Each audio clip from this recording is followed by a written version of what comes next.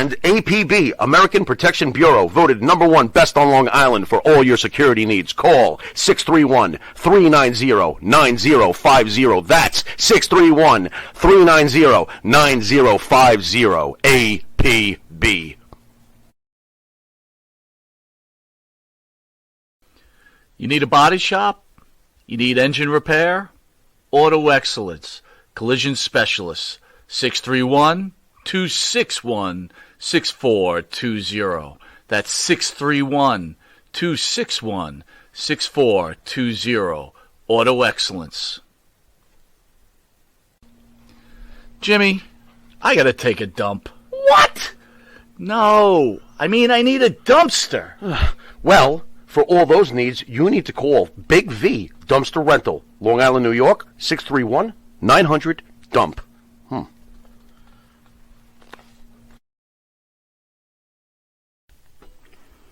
Elm Logistics, for all your logistic needs. Call 631-299-3595. That's 631-299-3595. Elm Global Logistics. Pride, performance, and partnerships. The Monty and the Pharaoh Show is brought to you by... Because wine is your second favorite four-letter word. California wine, New York attitude. Good fucking wine. Yeah. Tired of that same old breakfast, lunch, and dinner? Same old tasting scrambled eggs, burger, that dinner steak, ribs, or pork chops? Why not add a little bit of spice or just a touch of heat to make the difference? Change that scrambled egg with a little bit of Johnny Fabulous's John Cena Sr.'s $1 Million Jalapeno Hot Sauce. Great on burgers, steaks, chops, and those barbecued ribs. And Nitro's Garage for all your automotive needs. Call 646-675-2349. That's 646-675-2349. For all your automotive needs, Nitro's Garage. Ask for Jack.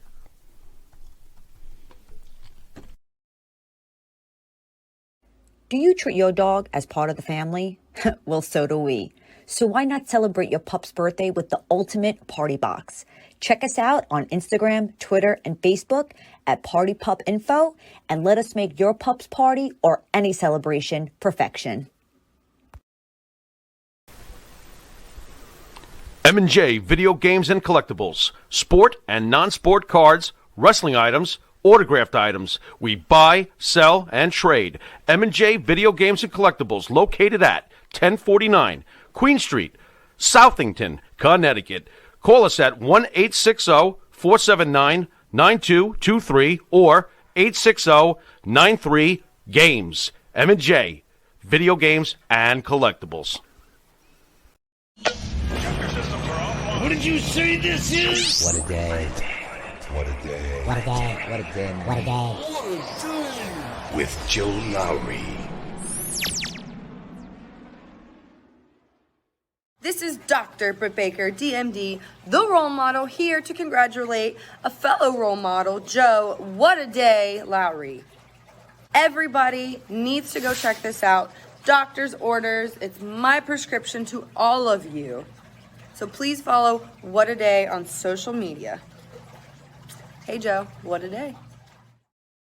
Oh, thank you, Dr. Britt Baker. Welcome to What a Day with Joe Lowry. Glad you could join me here live and on the replay. A special hello to everybody in the chat, having a good time already there.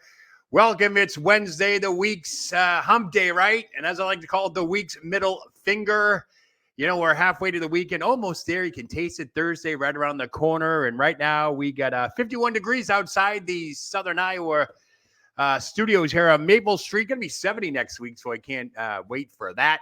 Hope everyone is doing well here. So real quickly, don't forget this weekend, folks, we are spring forward. That's right. Daylight savings time begins this Saturday.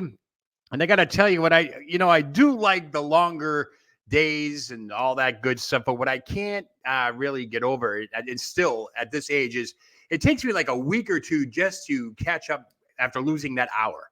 I don't know what it is. I just can't seem to shake it. The first week or so, I'm like a zombie.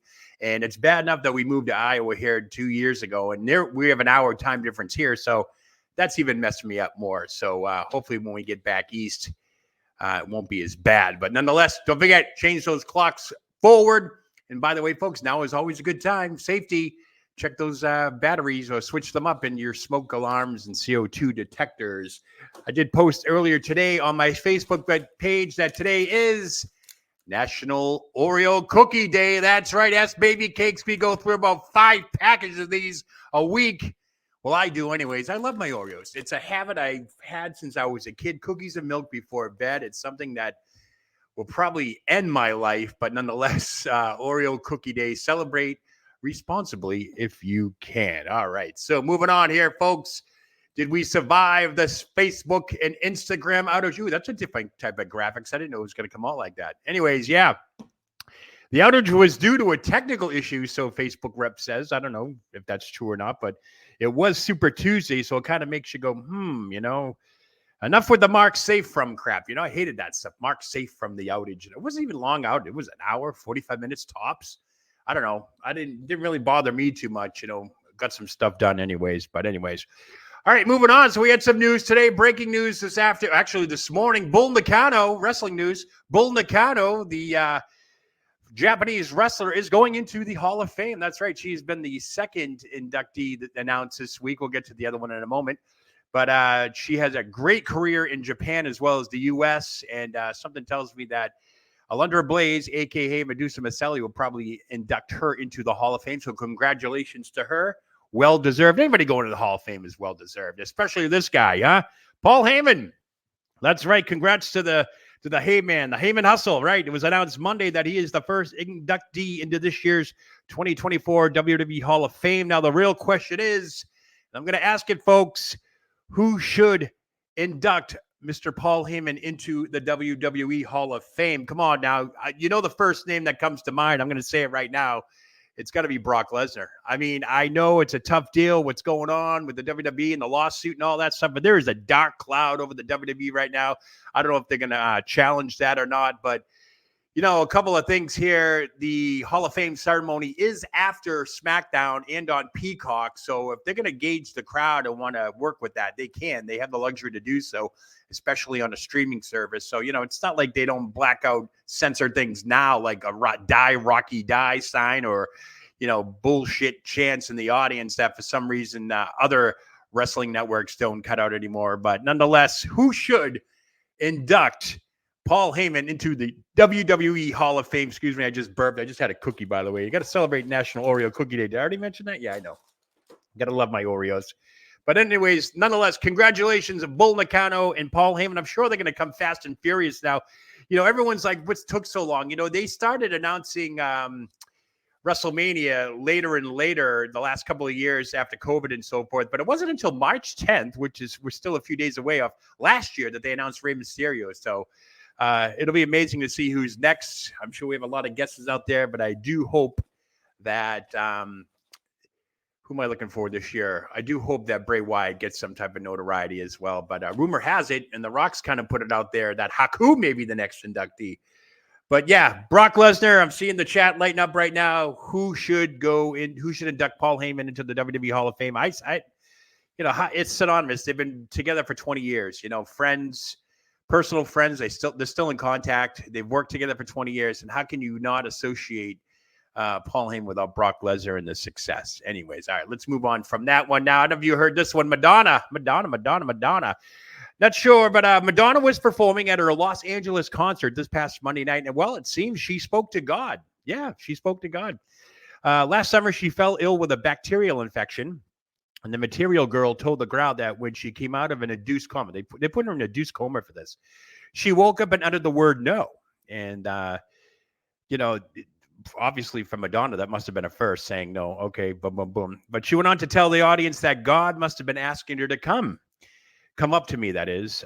This raises a serious question. for me, if you did, in fact, have a chance to meet God and he asked you to come up to heaven, would you do it? Would you take the ride and go see God and hang out in heaven for the rest of your life? Or would you just say, no, I just want to go back to earth and all that good stuff? I don't know. You tell me. That's an age-old question, I'm sure, right? As the chat starts to light up now. But yeah, I don't know. Madonna spoke with God. That's how this is it. It's on the internet. Must be true. So she told the audience in LA Monday night that she spoke to God. And when she came out of that induced coma, she said that God asked her to come up to heaven with her. And she said, no. Wow. I guess she really is a material girl. All right. Enough of that one. All right. So Sting, last match this past weekend at Revolution. What do you guys think, huh? That was quite the match. I think more people are talking about Darby Allin and the shattering of the glass and all that crazy nonsense. But nonetheless, this was Sting's last match. He is now officially retired. It made all the news everywhere in case you were living under a rock. I don't know, but, I hope, let me see my notes here. I do hope that we get one more match out of Sting. In the world of pro wrestling, you never say never. Anything is possible. So I ask the wrestling gods now, can we at least make this possible right here? Yeah, we want to see it. Why not, right? Sting, Undertaker, two icons who carried their, their companies at pivotal times. I think we need to make that happen. I don't know why. I really do think. I think one more match for both of them. The Undertaker looks in phenomenal shape. Sting proved it the other night. Just one more match. And maybe they can do it at WrestleMania. That'd be kind of neat. What do you think? All right. Chat's lighting up here. Somebody mentioned any word on Hall of Famer. Oh, yeah. Ivan Koloff, another one. Benny the Player Scholar. Thanks for tuning in. Yeah. Ivan Koloff, Tony Gurria, Rick Martel. The list goes on. There's a never-ending list of people that should be in the Hall of Fame that are not. And I know that's going to be a conversation most likely tomorrow night's The 30. You got to check that show out. Anyways, all right, in case you haven't heard, here's an interesting one right here. Katy Perry, that's right. Katy Perry is leaving American Idol. Yeah, that's right. After the season ends, the I Kissed a Girl singer says she wants to get back to singing and performing and seeing her fans. And judging by this photo, fans can't wait to see them both again, too. But boom, just kidding, folks. Got to put a little humor in here. You know me. I like to be funny. But nonetheless, Katy Perry is leaving American Idol. All right, real quickly, I got to play this from my Southern Ire folks. And check this out real quick. All the way from beautiful Las Vegas, it's Divas 3. Coming to Centerville at the Simon Estes Auditorium Saturday, March 16th at 7 p.m. Don't miss these three powerhouse vocalists as they take you on a magical journey performing decades of classic hits. Tickets are $15 at the venue. Doors open at 6:15 p.m. Don't miss Divas 3 coming to the Simon Estes Auditorium Saturday, March 16th at 7 p.m. Friendly reminder that all Centerville Concert Association members and sponsors, including family, admission is free. Yeah, that was for my Southern Iowa audience there. The Divas 3 coming to the Simon Estes Auditorium, but not this Saturday, next Saturday. I've been talking to them. They were just on the What a Day with Joe Lowry podcast last week. You can check that out on my Facebook at What a Day with Joe Lowry. Feel free to like that and subscribe and all that good stuff. But nonetheless, Crystal, Alicia, Garrett, as well as Samantha and Charity will be here a week from Saturday. Now, did you know, here's something that was pretty cool that was brought to my attention just the other day. Crystal Alicia Garrett, yeah, she's one of the singers. She just recently appeared on Law and Order Organized Crime. That's right, folks. You can check her out here. She played an upscale bar manager. It's season 4, episode 5 is titled Missing Person. That's right. You can check it out. So we're going to have a TV star in attendance there in Centerville, Iowa next Saturday. So you're going to want to check that out. And as by the way, you can stream that anytime on Hulu and Peacock and all that good stuff. But it'll be good to meet them next week. So Divas 3 coming. I got that out of the way, all that good stuff. So here's a story that I don't know. I just thought it would get a lot more traction, so to speak. As we all know, unfortunately, William Albert Haynes, also known as Billy Jack Haynes, was arrested back on February 8th for murdering his wife, 85-year-old Jeanette Beecraft. Now, of course, he spent almost a month in the hospital, and he made his court appearance last Thursday, and I covered that. And in just to fill you in real quickly, because I know we didn't talk about this much last week, I was actually on a news feed, court camera feed with the Montemah County Courthouse. And, I went on there in the morning and I asked, hey, when's he going to be arraigned and so forth? And they said not till 2:00 in the afternoon. So come back a few hours later at 2:00. Now in the morning, it was only me and about 3 other media outlets that were waiting for him to come out. And it didn't happen. So we came back in the afternoon. And when it did happen, I was one of it banged up to like 30 media outlets all throughout Portland, Western, half of the nation and so forth. Not really many East Coast outlets, but nonetheless, it was a big story, especially in Portland. So he was arraigned and so forth, but nobody really talked about the arraignment and his appearance and all that. And I've seen no photos except for the ones that I took, and I'll gladly put them up for you right now. I took these off the video feed. William Albert Haynes, 70 years old, is being held at no bail right now. He's still in jail. His next court appearance is April 11th. He did plead not guilty to second-degree murder as well as unlawful use of a firearm. Took about 6-7 minutes, but noticeably much different than we've seen Billy Jack over the years. Short hair, which led to a lot of people's assumptions now to be confirmed that he probably was wearing a wig later on. No teeth. Very, very looked in rough shape. He had him in a wheelchair. He is 70 years old. I know he's been in deteriorating health. There's a lot of issues surrounding this and so forth, whether or not it was some type of mercy killing because Jeanette had dementia. How advanced it was, nobody really knows for sure. Still, believe it or not, can't get your hands on a police report. And there is no mugshot due to Portland rules and regulations laws that were passed back in 2021 where those things just are not available to the public now. But nonetheless, Joe WhattaDay Lowry, via WhattaDay with Joe Lowry Facebook, is still to this day the only media outlet that has produced these photos of Billy Jack being arraigned. And it's just amazing. And I was not alone in the courtroom. Jeanette's family, his wife's family, was there. Nobody, they didn't say much. But when they wheeled Billy back out into the lobby there, after he was arraigned, you notice he was crying. He was, there was some remorse there. You just really couldn't hear a lot of what he was saying because he was speaking through an attorney through the glass. But nonetheless, tragic tale on all ends. But I just want to bring that out there. It's just amazing that nobody wanted to pick up on the story. It was like the hottest story last month when it happened. But you'd think with the amount of press that was at the arraignment, including myself, that it would have picked up more steam. But nonetheless, that's it. April 11th, stay tuned. We'll see what happens next for William Albert Haynes, a.k.a. Billy Jack Haynes. All right, so here's a cool story I picked up earlier today. This guy right here, his name is Derek Langos. He's a diver from Port Barrington, Illinois.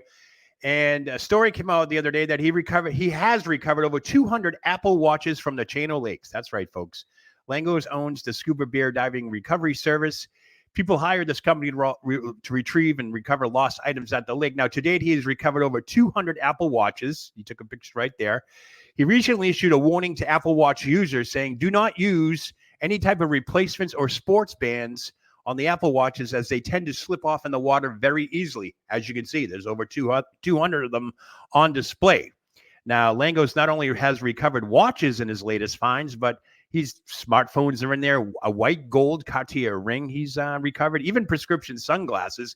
And believe it or not, folks, he does not sell these items as he is committed to returning every lost item to its rightful owner. How about that, huh?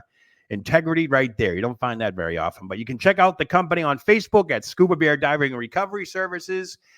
And as always, yours truly was on the case. I've reached out to him to try to get him on the show. Haven't heard back from him yet, but hopefully we will at some point. And speaking of future guests, Lowry Singer, the actor from Footloose, remember her?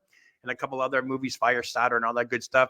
Still in touch with our agent. We're just trying to secure up a time to get Lowry on the show because this past couple of weeks has been the 40th anniversary of Footloose. Yeah, Footloose, 40 years. Can you imagine that? Where were you when Footloose came out? Anybody tell me that? Footloose, yeah, great soundtrack, all the good stuff. Kevin Bacon, all those, good times there. But nonetheless, Lowry Singer will be a guest on WhattaDay. We just got to secure some times for that. All right, so this happened yesterday. Jason Kelsey of the Philadelphia Eagles announced his retirement from the NFL after 13 seasons. Wait a minute. I already thought he was retired. I'm just kidding. No word on what the Pro Bowl Center plans on doing next. Not sure if he's going to attend a Taylor Swift concert or not with his brother. I don't know. He's a family man now. There are some rumors circulating that he may stay within the Philadelphia Eagles organization to possibly go into coaching and so forth.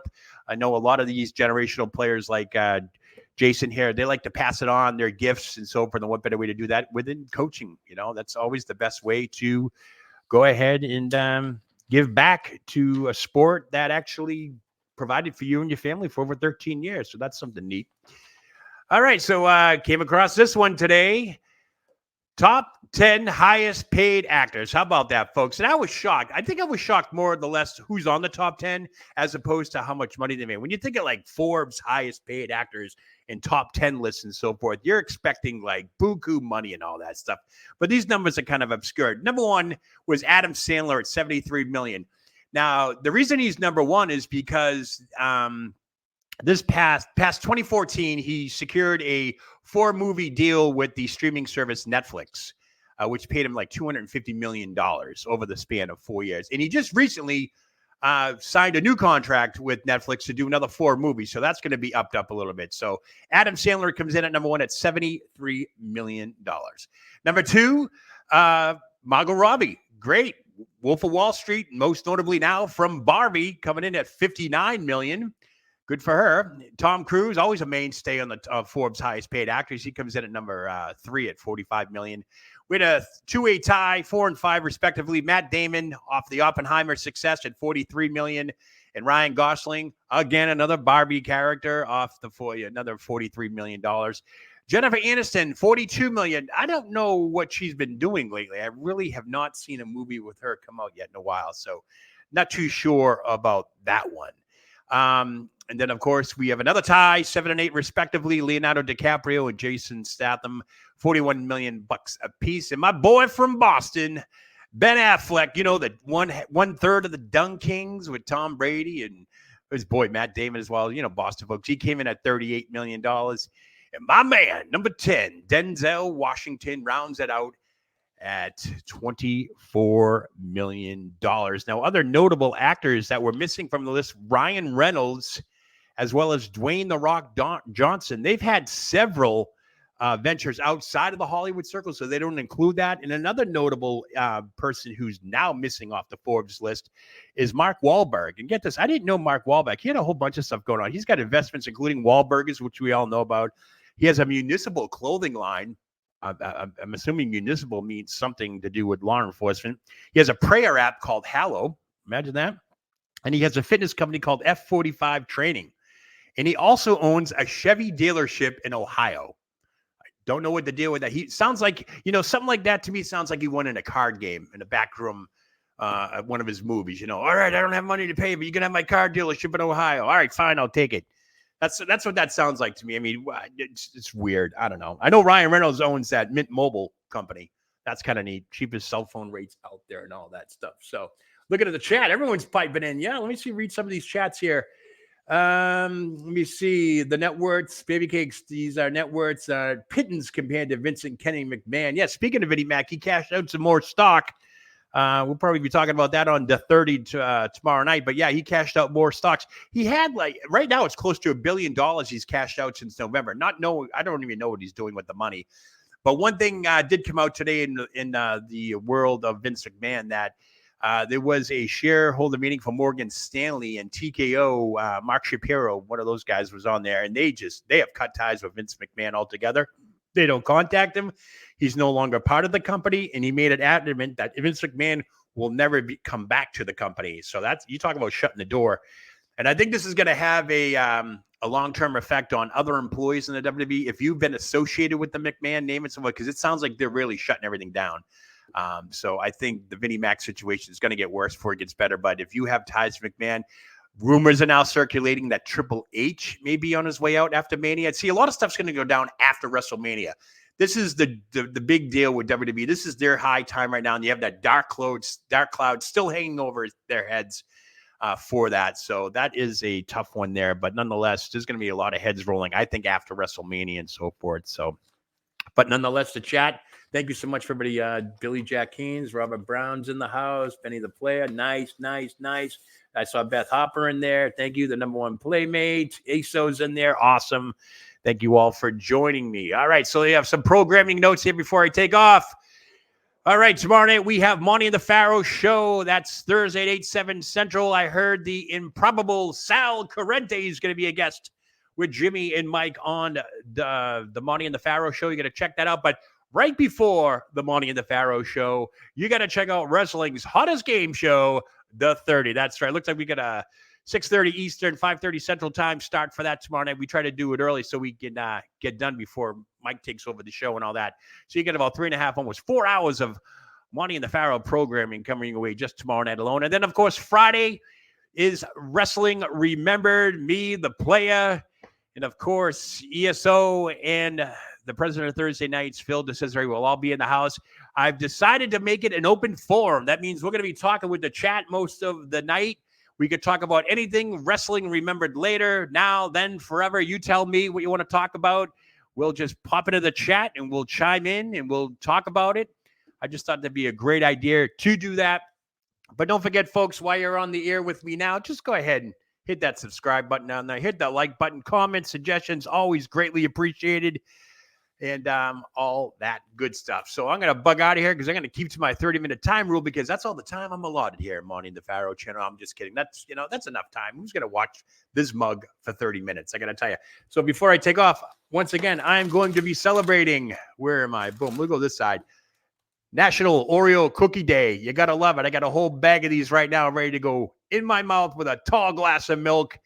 And I can't wait to enjoy that one. So, folks, thank you so much for joining me here for What a Day with Joe Lowry. Don't forget to like and subscribe to my Facebook page at What a Day with Joe Lowry. And, of course, subscribe here. Like everything you see with Monty and the Pharaoh. We got new and exciting programming coming up. We are just getting started. Membership is going through the roof. Subscribership raising to the sky.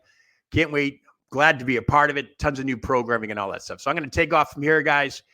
Once again, thank you, everybody, for tuning in live and on the replay. I'm Joe Lowry. What a day.